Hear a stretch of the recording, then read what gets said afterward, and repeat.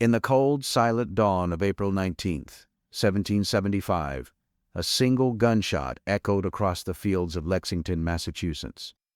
No one knew who pulled the trigger, but that moment would ignite a war that would change the world forever.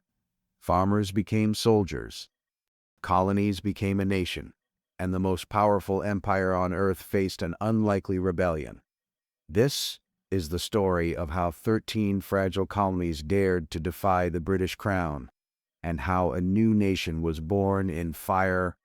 For years, tension had simmered beneath the surface. The British Empire, burdened by debt from the French and Indian War, turned to its American colonies for revenue. New laws, the Stamp Act, Townshend Acts, and Tea Act, imposed harsh taxes without colonial representation in Parliament. To the colonists, this was not order. This was oppression. Protests erupted across cities like Boston. Speeches by Samuel Adams and Patrick Henry stirred defiance. The phrase "no taxation without representation" became a rallying cry. Britain responded with force, sending troops into colonial streets.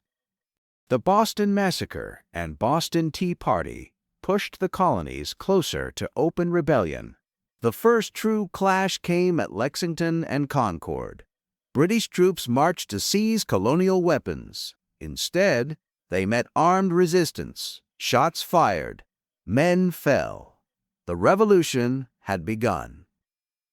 The Second Continental Congress met in Philadelphia and chose a calm, disciplined leader to command the growing colonial forces, George Washington. He faced impossible odds: untrained men, scarce supplies, and the might of the British Empire. At Bunker Hill in 1775, the British claimed victory, but at a shocking cost. The colonists had proven they could stand against professional soldiers. Britain realized this war would not be easily won.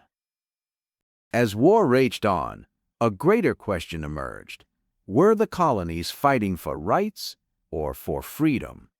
On July 4, 1776, in Philadelphia, Thomas Jefferson drafted a revolutionary document, the Declaration of Death Broker. Independence proclaimed that all men were created equal and that the colonies were now free states, no longer subjects of King George III. John Adams, Benjamin Franklin, and other delegates stood united, signing their names to treason or to history. By 1777, hope hung by a thread, but then came Saratoga. Two American forces led by Horatio Gates and Benedict Arnold crushed British General John Burgoyne's army. This decisive victory shocked the world and convinced France to enter the war in support of the Americans. With French ships, troops, and money secured by the clever diplomacy of Benjamin Franklin, the tide began to turn. Winter descended upon Valley Forge in 1777. Cold, hunger, disease. Thousands suffered.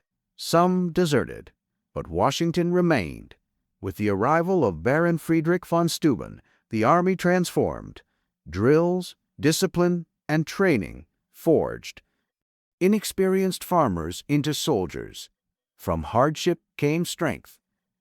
The British shifted south, hoping to choke the rebellion.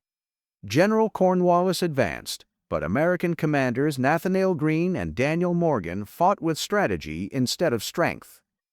Then, in 1781, the war reached its climax at Yorktown.